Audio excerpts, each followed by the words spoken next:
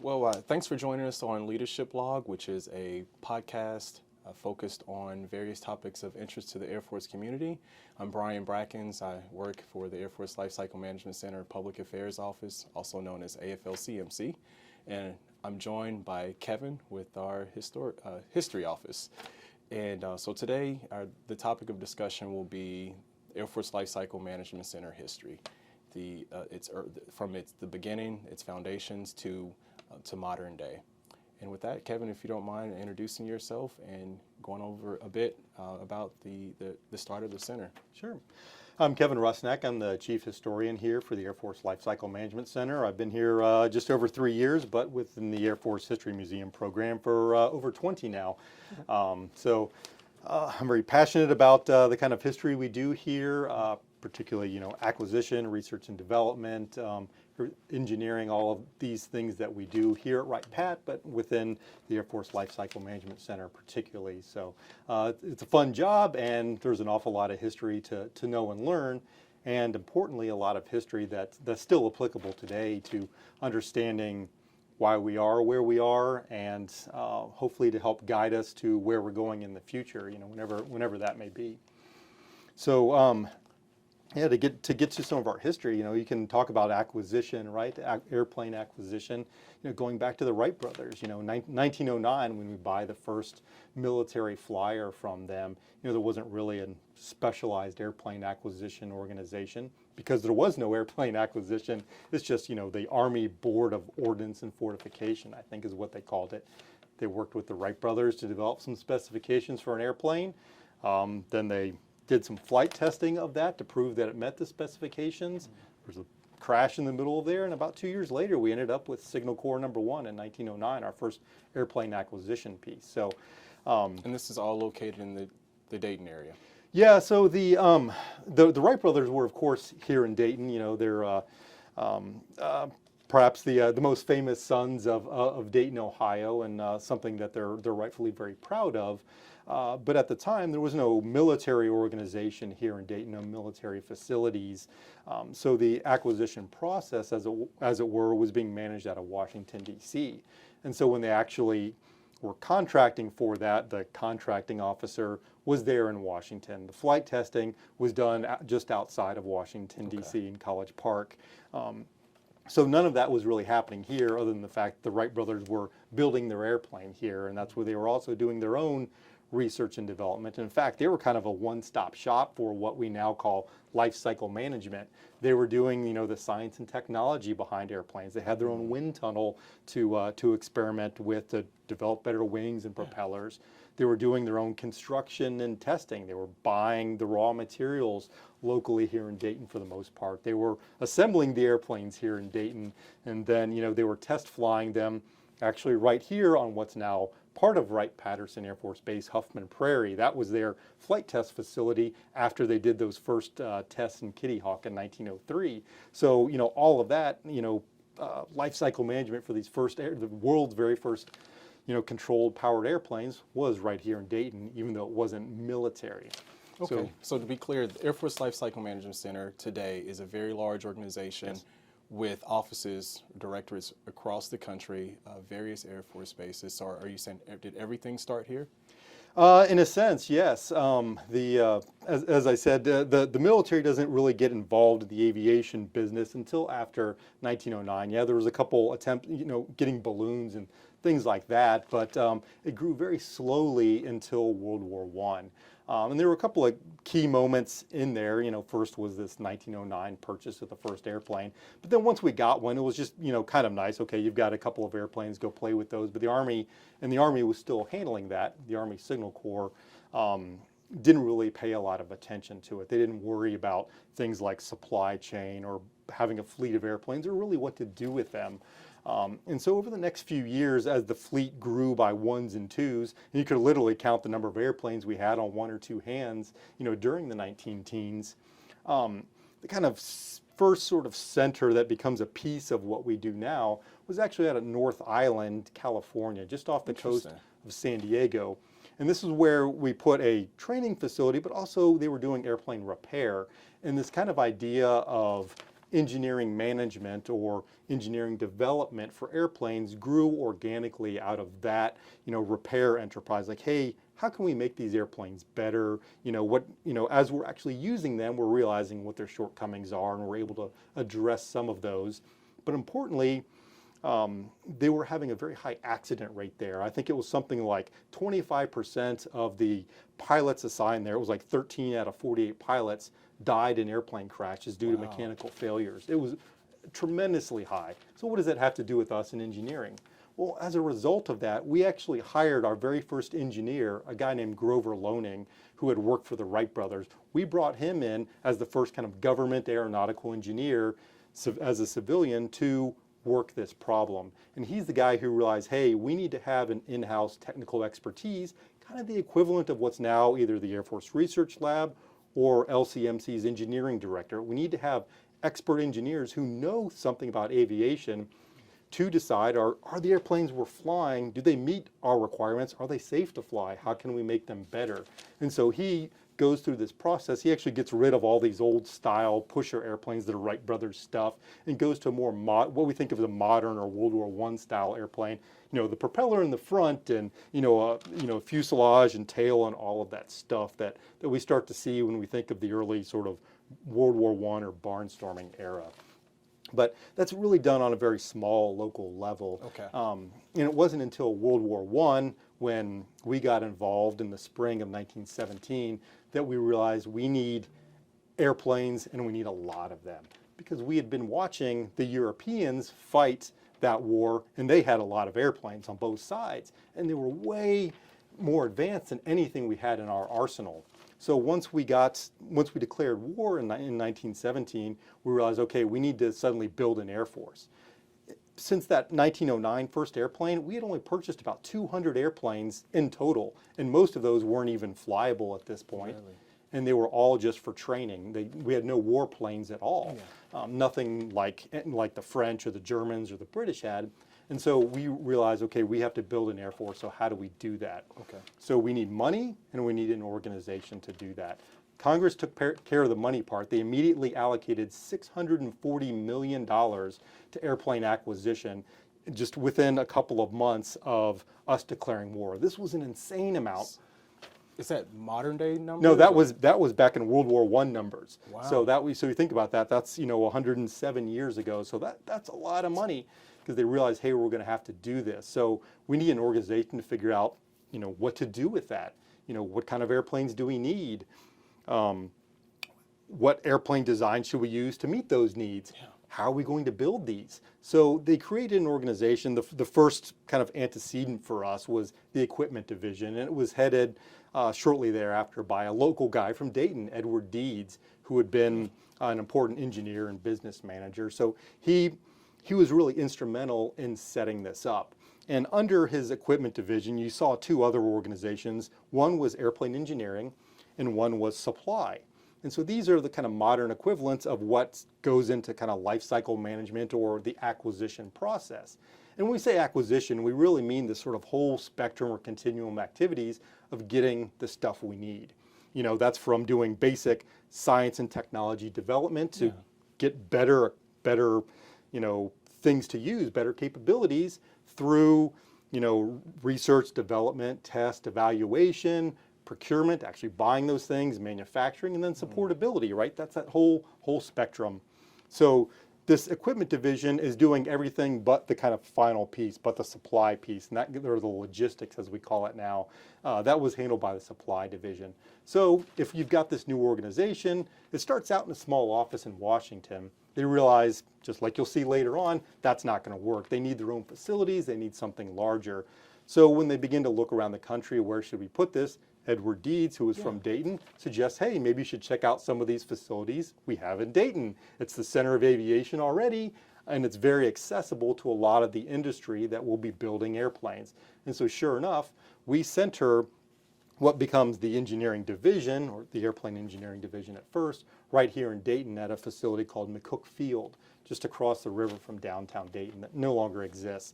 That opens up in late 1917, along with offices in downtown Dayton to manage these two parts of the equipment division. You've got the experimental engineering stuff at McCook Field, and you've got production engineering. And that's the organization that really handles this part of acquisition that we do now, from the deciding, the airplane designs that are going to meet our needs, to doing the test and evaluation. Like McCook Field was doing flight testing out there. They were doing technology development. They had experimental laboratories. They were even designing their own airplanes in-house there to possibly meet these needs. Like if we need a new, fighter kind of plane or a new bomber, all that work was going on there. Okay. And so that organization just kind of exploded in size. It was about 3,000 people, I think, at its peak during the war. Okay, and so were we working with industry at this point, or businesses in the area, or was a lot of the work and development done by the government? Yeah, so that's an excellent question. So typically, the way the Army had done procurement wasn't really suitable for airplanes. We wanted to rely on industry to build this because that's how it was going on in other countries. Yeah. Well, if you look at the airplane industry, well, there wasn't really an airplane industry. There was a lot of companies that were building airplanes, but it was all like, ones and twos sort of thing, because there was no market for it. As I mentioned, the Army hadn't purchased very many. The Navy hadn't purchased any.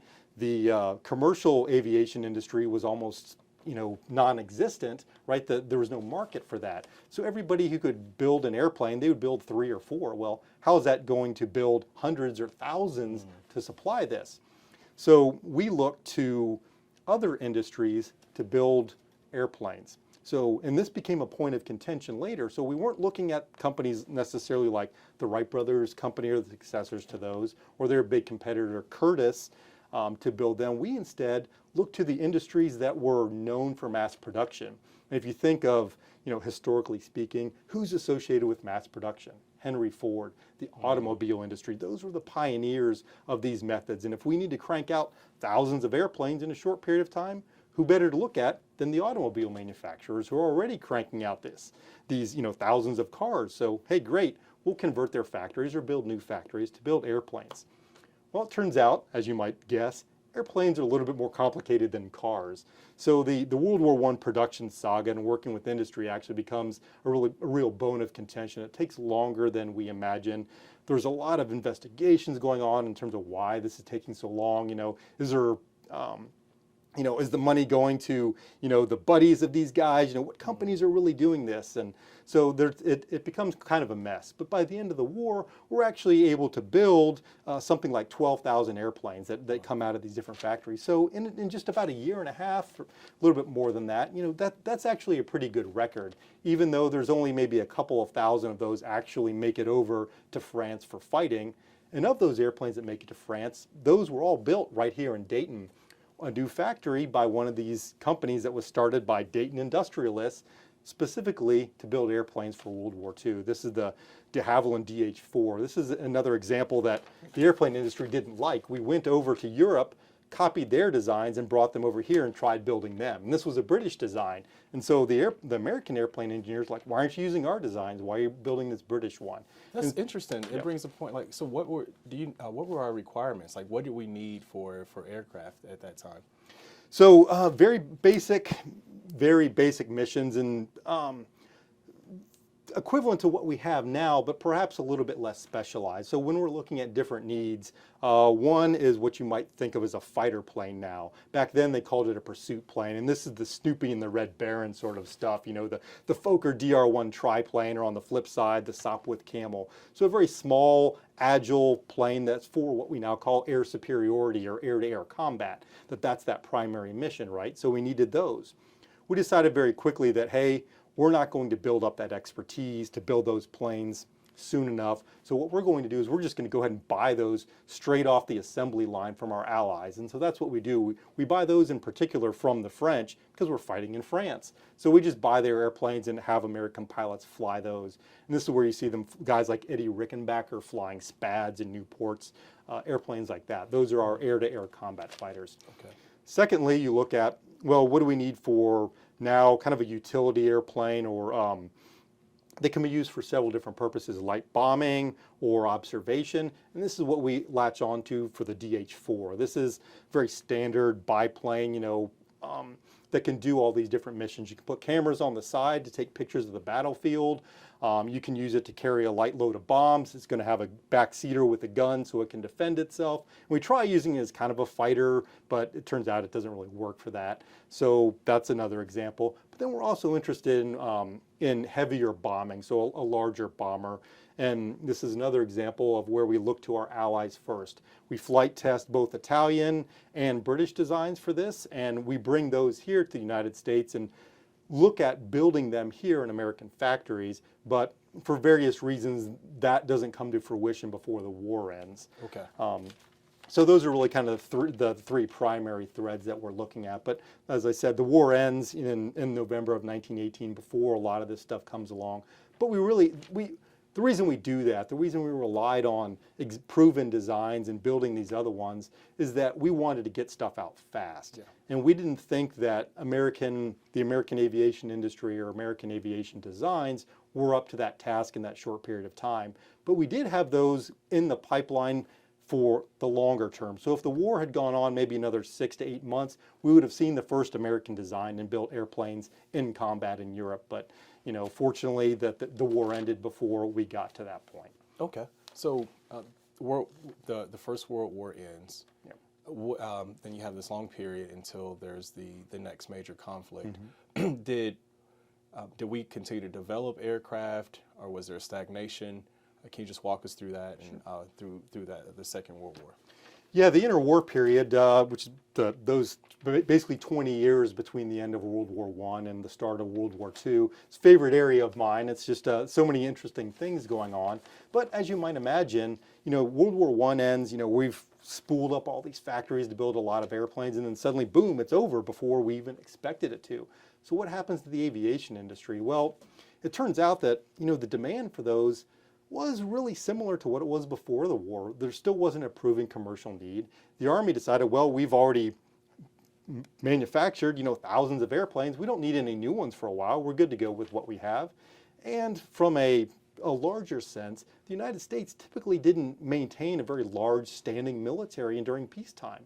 We relied on the draft and this sort of reserve forces to build up and go fight. So airplanes kind of fell in that niche, and Congress was like, well, we don't need to spend money on airplanes because we have these, and then once we get another war, well, we'll just build up again like we did here. So funding falls off a cliff for aviation development.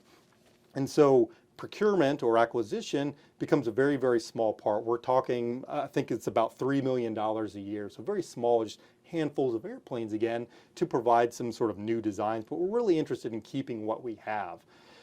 The other portion of that, about almost an equal amount early on, but it slowly decreases, is spent on what we now call research and development. And that money is going right here to Dayton, to that McCook Field that I mentioned, until 1927. They become that hub for all the sort of modernization efforts, the laboratory stuff, like, okay, how do we improve airplanes? How do we improve airplane technology? We're doing engines, propellers, materials, instruments, guidance and navigation. All of these things that go in an airplane were being handled in-house right here at McCook Field, and they were also relying on industry. They were trying to, if you've got a great idea, like, hey, you get a good propeller design, bring it to McCook Field, we'll test it, we'll help you improve it, and then maybe we'll buy that. And so there's a lot of that interchange going on, but it's a very, very low level. There's very, very little money. Well, this is where industry comes back in. They see, hey, we don't have any orders for airplanes. There are so many of these surplus World War I airplanes around that anybody who needs one is just buying those for pennies on the dollar. So we're going under. So all of these companies, go bankrupt. There's no market for it, and just a very few of those survive. Well, they kind of get at odds with the engineering division here at McCook Field, because they see, hey, if the government's spending $3 million on this research and development, why don't we just get rid of those guys, the government guys that are doing it, and just give us the $3 million? We'll go ahead and build all the great airplanes you need, without that oversight, that government oversight. Well, fortunately, we realized, going back to Grover loaning that I talked about, that, hey, we do need some technical expertise. We do need the government driving some of this innovation in order to get better airplanes.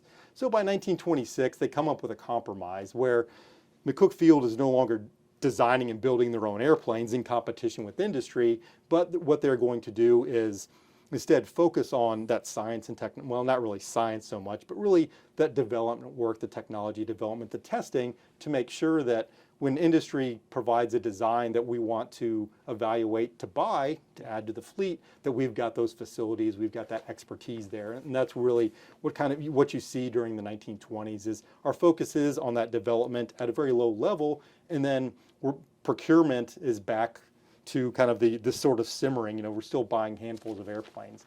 And that creates a bit of a problem going into the 1930s. This is great during, during kind of the Great Depression, the early 1930s, when we're not worried about fighting anybody. This is that era of American isolationism. You know, we don't want to fight a war, so we don't need these airplanes. But what you end up is technology is kind of outpacing the airplanes we actually have in our fleet. Like we can do airplanes that fly at high altitudes and long ranges that are made of metal and all that, but we're not buying any of those yet. So there's kind of this mismatch.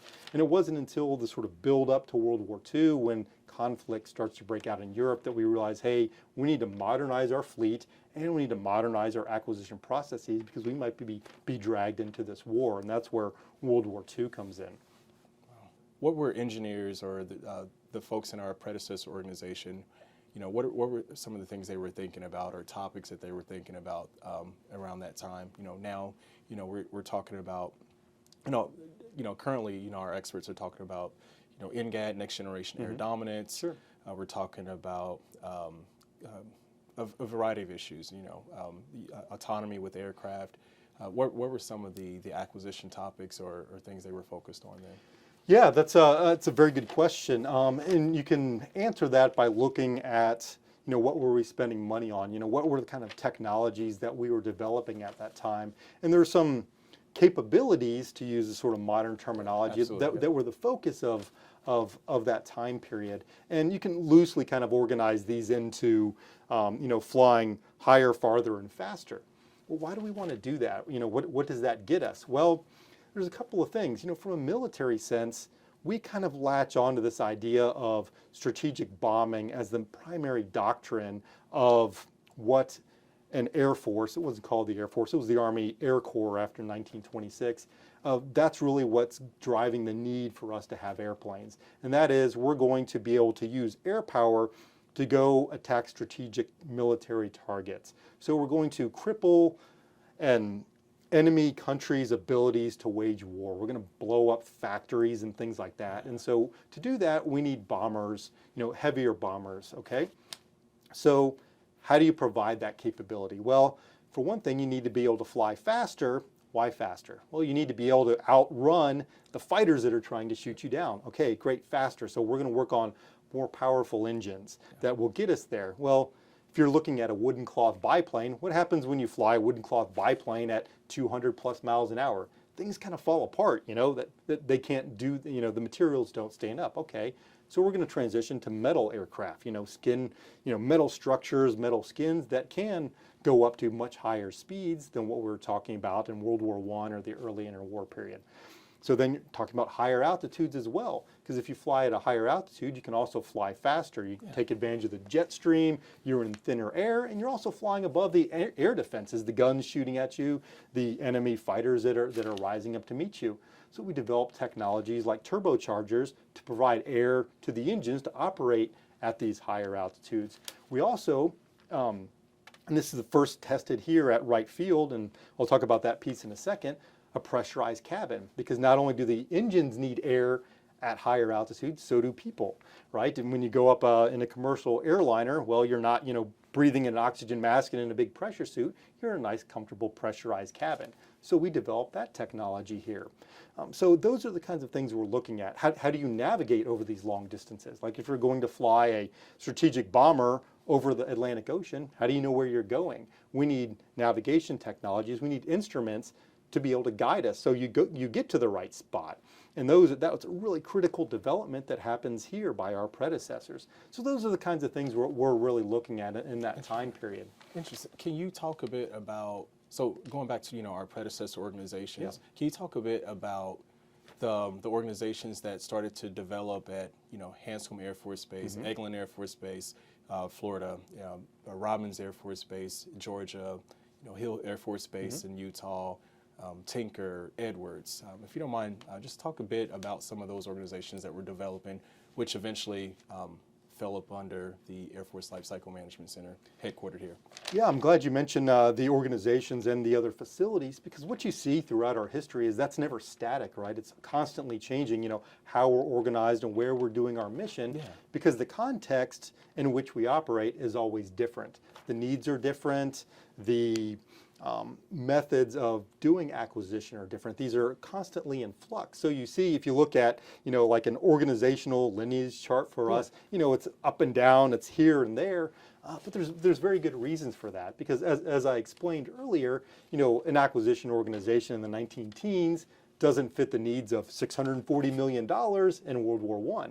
Well, an interwar period acquisition organization doesn't necessarily meet the same needs as that you had during World War I. So what you see are these different kind of boundary definitions of what we're responsible for. And most of these center on three different functions that kind of go in this acquisition continuum. On one end, you've got the science and technology stuff, the kind of equivalent of what's Air Force Research Laboratory right now. In the middle, you've got acquisition management, what Lifecycle Management Center does. And then on the other end, you've got logistics or supply. And if you think about that, again, using modern terms, the Venn diagrams, right, there's overlap between those. What you see is those overlap grow and shrink over time to meet the needs of the context. And so this interwar period organization that I was just kind of talking about, which is really centered here at Wright Field, which opens up in 1927, right after we had decided that, hey, McCook Field's no longer suiting our needs. We need a bigger, more modern facility. So they move here to what's now Area B of Wright-Patterson Air Force Base, but back then it was just called Wright Field.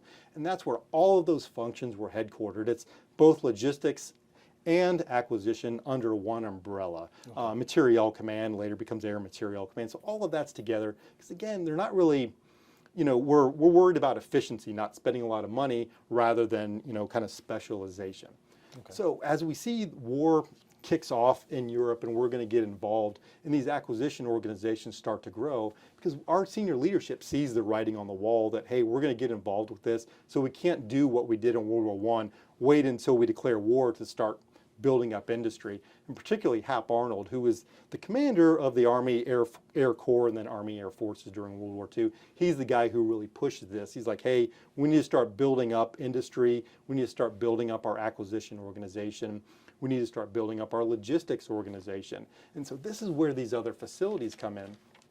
So the first that I guess I kind of skipped over a little bit, the first of our modern facilities that was added was Eglin, what's now Eglin Air Force Base down in Florida. That started out as an adjunct for Maxwell Air Force Base, where that was kind of, then as now, was kind of the main school where like leadership went to go get educated. So they used Eglin first as kind of it was just an auxiliary field, but then that became our center for weapons testing. Like if we need to do flight testing, things like that we couldn't do here in Dayton, which we were still doing a lot of that here, most of that in fact, but we could go use that facility to go test weapons. We could go do, it was a bombing range. We could go bomb stuff or off the Gulf Coast of Florida or out in the swamp, whatever we needed to do, we could do that down at Eglin. So that actually pops up in the mid-1930s. Well, as we're expanding our footprint to provide more and more airplanes to fight World War II, we need to expand the logistics centers to support that. We're going to be having factories all around the country building airplanes and components of airplanes, putting them together. So we need these sort of regional areas to specialize in handling those regional industrial facilities. Of Tinker in Oklahoma to handle the central part of the country. You have Hill to handle what's out west. And so those really start out as logistics centers, they're supply centers. So facilities that are building these components might get shipped to these central facilities and then sent out to other factories, or entire airplanes might end up there, then get shipped out to operational units. The one kind of exception to that was Hanscom Field, which starts out as an airport up near Boston in Massachusetts. That really becomes an operational base first. They have actually fighters there, so that kind of doesn't fit in that logistics mold. But all of those other facilities besides first Wright Field and then Eglin really came up to support this massive growth that we again see to support World War II. And when I say massive, I do mean massive. We produced over 300,000 airplanes for that war. If you think, I mentioned 12,000 for World War I, so we're talking over 25 times as many airplanes in 4 short years to support that war effort. And so the acquisition organization expands and changes to go along with that. You know, first we separate from logistics, because now logistics is a huge thing. You've got to supply all of this material to overseas to support those troops, but then you also have to focus on, hey, we need to buy a lot of new airplanes, and so those were very focused. But then mid-war, we combine those back together again, because we realized that, hey, when you separate those functions, yeah, they can specialize, but you end up with a bit of a disconnect. Like the airplanes you're buying aren't very supportable, right? So you need to join those. So those two mid-war, 1944, get back together under one kind of major command again to support that whole kind of continuum of acquisition. And so all of those facilities that are now part of LCMC were part of what was then Air Materiel Command, or kind of the equivalent of AFMC, Air Force Materiel Command now.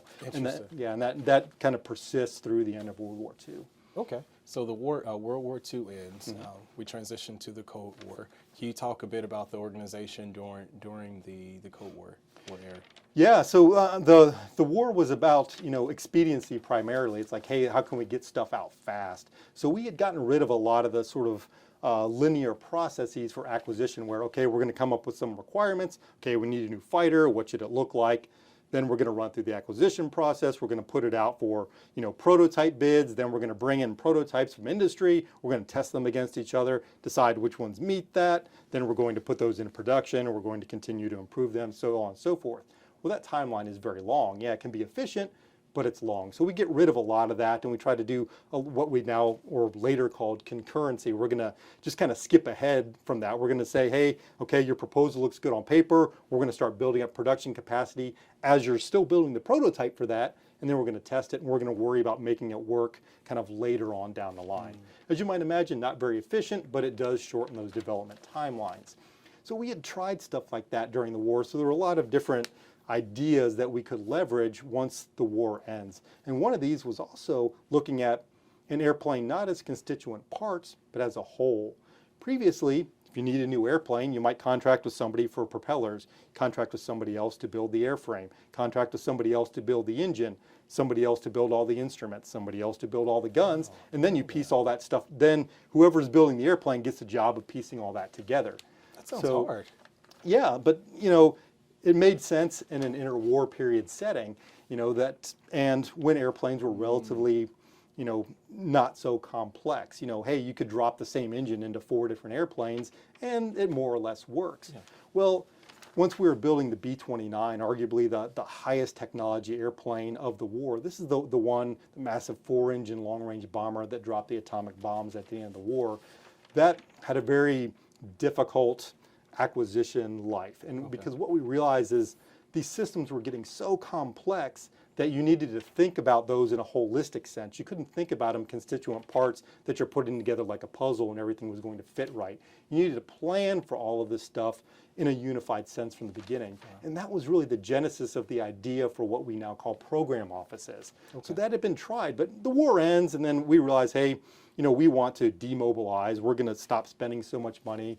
We're going to get rid of all this stuff. And we really just, for those first few years from 1945 until about 1949, we get rid of all of this stuff. We go back to a more sort of pre-war footing. We're just worried about maintaining what little Air Force we still have at that point. We're not going to modernize terribly much, even though we're in this position that all of this cool new technology came out of World War II. Rockets, jets, electronics like radar, you know, high-speed flight, all of these things had debuted during the war. And so we realized, you know, future wars are going to be fought with very different equipment. But again, we were worried about what they call, you know, the peace dividend later on. You know, hey, we won the war. Now we can save all this money. We're going to go back to, you know, small Air Force and things like that. So what money was going to us was worried about, you know, sustainment, about keeping what we have operational in the field and not so much buying new material. And so all of these organizations are still under this old Air Materiel Command. Everything's sort of integrated for efficiency, and we're not worried about we don't need new acquisition processes because we're not really going to buy a whole lot of anything right now. So how does that change and why? I kind of trace the significant change to 1949 when the Soviets explode their first atomic bomb. We had the atomic bomb since 1945, and we thought that would give us a monopoly on that technology for years. Turns out we were probably a little optimistic about that timeline. Just curious, were we involved in the development? Was our organization involved in the development of the atomic bomb? No, that was, you probably heard if you've seen the movie Oppenheimer, and if you saw that instead of Barbie, there was a separate organization called the Manhattan Project was set up to do that, and they created their own organization out there in New Mexico, near what's now Kirtland Air Force Base. But yeah, that wasn't part of us. That's not to say we didn't have a contribution, but our biggest contribution to that, particularly here at Wright-Patt, was modifying the B-29 to carry the atomic bombs. And this was a top secret program called Silver Plate to have an airplane that could actually deliver this weapon that they were developing out there. So that was outside of this traditional acquisition process that we had. And that's a very good example, and I'm glad you brought that up, because we'll see that come on later. That there are times where a radical new technology, in order to be developed on a short timeline, needs to be taken outside of these traditional acquisition processes, outside of these traditional organizations, to be done in a hurry. And so that's probably the first big example of that. And you'll see this pop up during the Cold War and even in modern times where that happens. What, with the B-21? Yeah, so that's not a bad example, and we can talk about that a little bit later for jumping ahead of the story.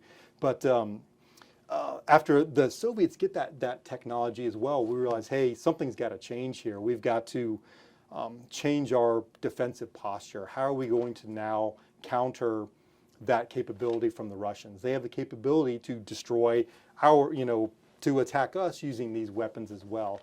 So in a series of policy decisions, first in the Truman administration and then in the Eisenhower administration, they decide we're going to focus our force structure on what we later termed this first offset. We're going to focus on the delivery of nuclear weapons. That's how we're going to offset numerical superiority from our opponents in the Soviet Union. And so everything kind of shifts its footing to that.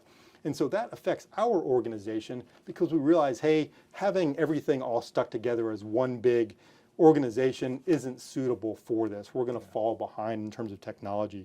So we create a separate organization to handle new technology development through the acquisition process. And this is called Air Research and Development Command. And this kicks off in 1950. And that combines what's now AFRL with what's now LCMC and separates that from... I'm sorry, and what's AFRL? Air Force Research Laboratory, yeah. So it's the science and technology through the acquisition. We're going to focus on getting new stuff in this ARDC. And then this other component is this other MAJCOM, Major Command to use modern terminology, is going to focus on logistics. And that sticks around for about 8 or 9 years, that sort of model, to get us through the 1950s. And under ARDC, you see what they call the development centers, Wright Air Development Center, or WADC, which is centered here. That becomes the real crux of that organization. How are we going to modernize the Air Force and procure these new weapons, not just to provide these strategic capabilities, but also to fight like the Korean War that kicks off in 1950 as well. We're worried about, equipment for that. So, how do we balance those? So WADC here in Dayton becomes that acquisition organization for these. So we're doing the research and development, to further jet engine technology, to further guidance and control technologies, materials research, to get us from that to make that final leap from World War II style technologies to a modern all-jet Air Force, where now we can have supersonic airplanes. We can have 4-engine, strategic bombers using, or 8-engine, and to talk about the B-52 that came up earlier. So WADC was what was providing those during the 1950s, this Century Series fighters, all this technology that's really relying now on jet engines and electronics to accomplish these new missions that we're worried about, and countering the Soviet Union and really that big initial growth period of the early Cold War.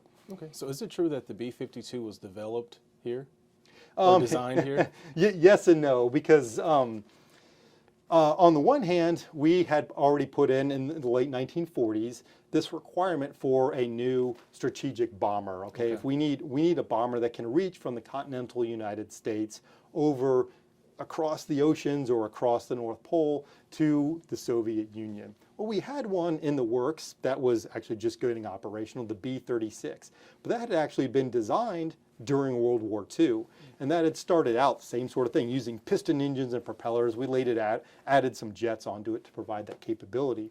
Well, the B-52 was supposed to be the next generation of strategic bomber. And so when you look at the initial designs for it, it was kind of very much along that old lines. It was going to be propeller driven, but now have what they call a turboprop, meaning you've got kind of a jet engine driving a propeller. Yeah. It had straight wings. So if you look at it, it could very much look like something that came out of World War II. So that was in development, but the Air Force, and particularly the acquisition organizations here, look at that and saying, is this really giving us any new capability over what we have? And we realize that no, that's not going to be the case. So when Boeing brings its proposal for that to Wright Field for evaluation, our leadership here looks at them and says, hey, this isn't going to cut it.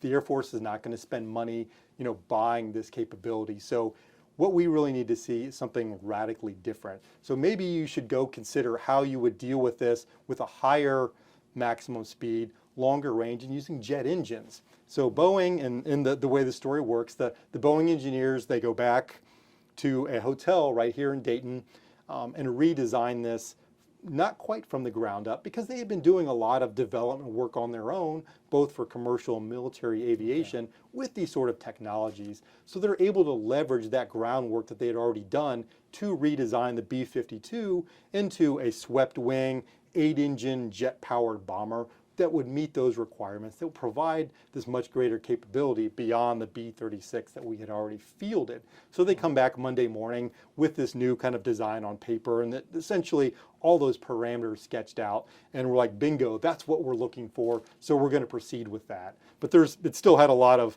ups and downs in terms of getting canceled and approved and canceled and changed up, but essentially that's what happened. There's that weekend of redesign. But if you look at what came out of that weekend, very much looks like the B-52 we fly today.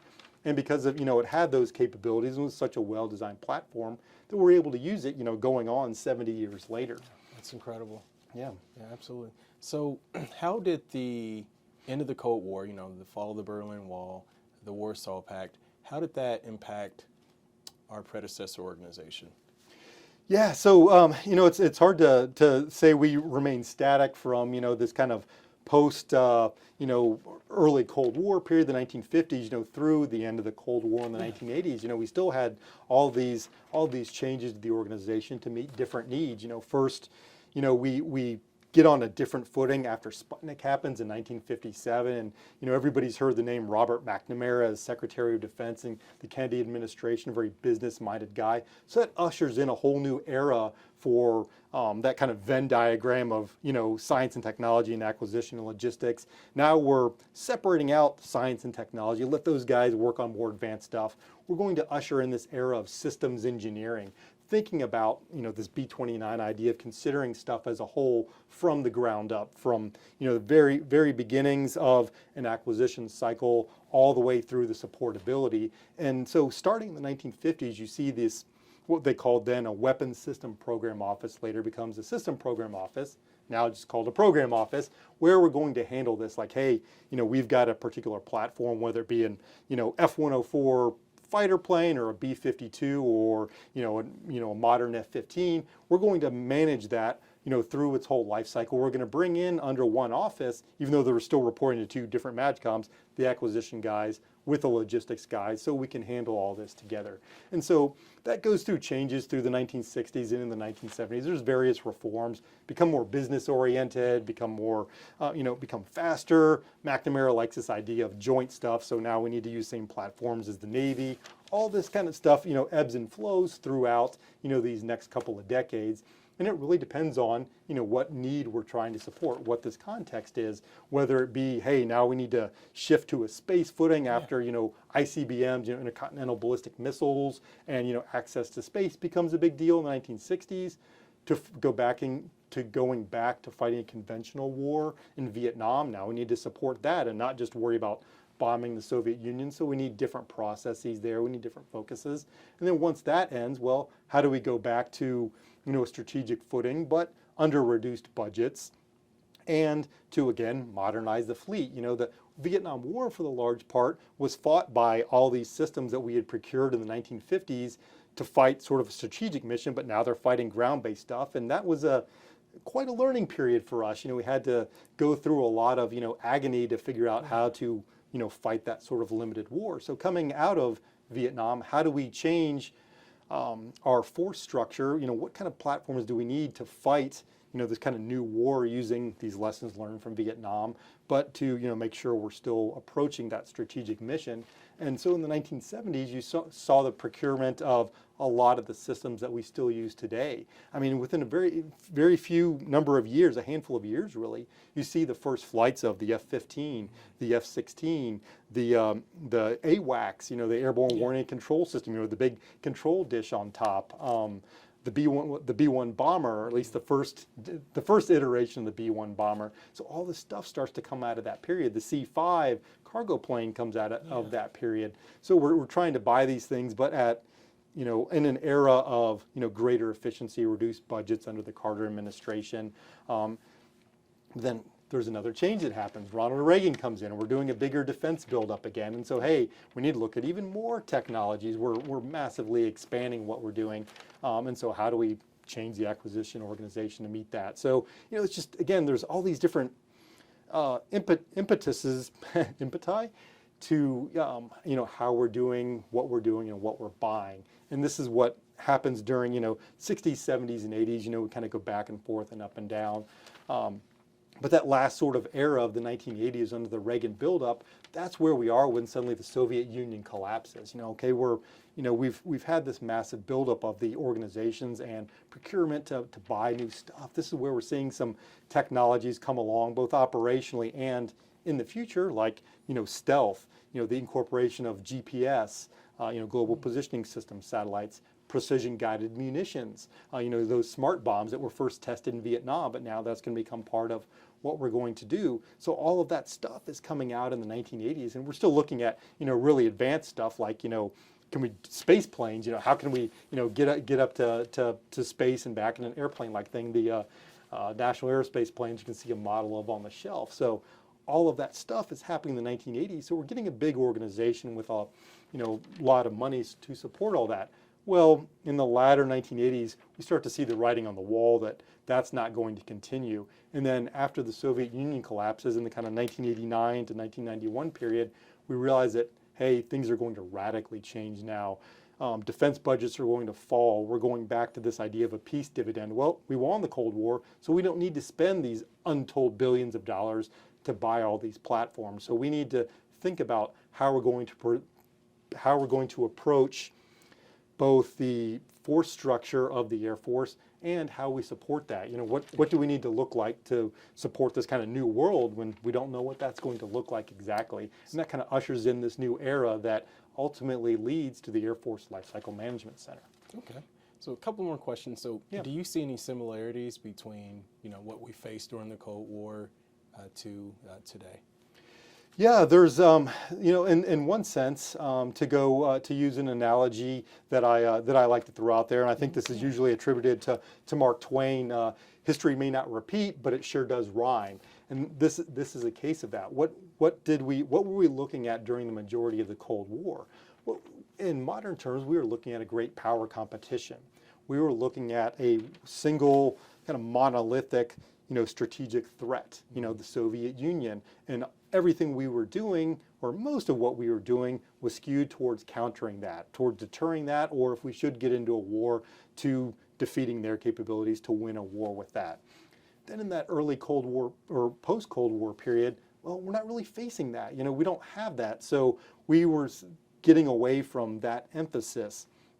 But now, if you listen to the senior leadership for the Department of Defense or the Air Force, we're looking at what they call pacing challenges or the great return of a great power competition. Well, we're worried about that kind of threat. We're getting away from the model of the last 10 or 20 years of fighting, the global war on terrorism, these sort of local localized fights, which we got very good at doing, but now we need capabilities that are looking in a broader sense, in a more strategic sense, so we can lean on some of those lessons of the Cold War. How did we support that? What role did research and development and the incorporation of new technology play in that? How did we bring new technologies online to provide those new capabilities? Did we do it fast enough? Did we do it cheap enough?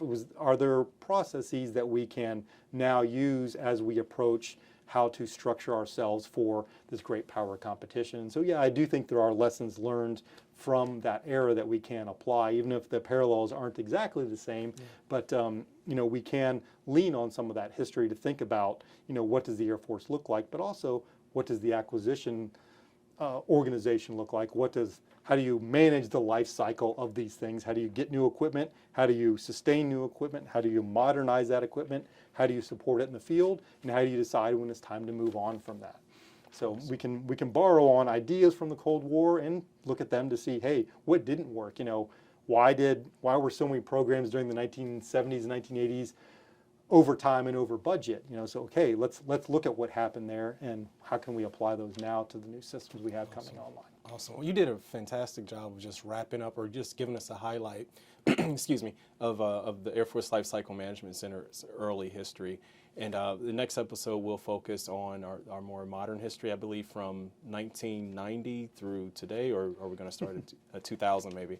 Well, I think we can bring in some more of the details from this post-Cold War period, because that really influences why LCMC exists as it does today. And so you need to kind of understand that context to understand, why we were stood up. Everything goes back to its history, right? And so I think that'll be a good starting point for us next time. Well, I really appreciate your time, and I look forward to continuing our discussion.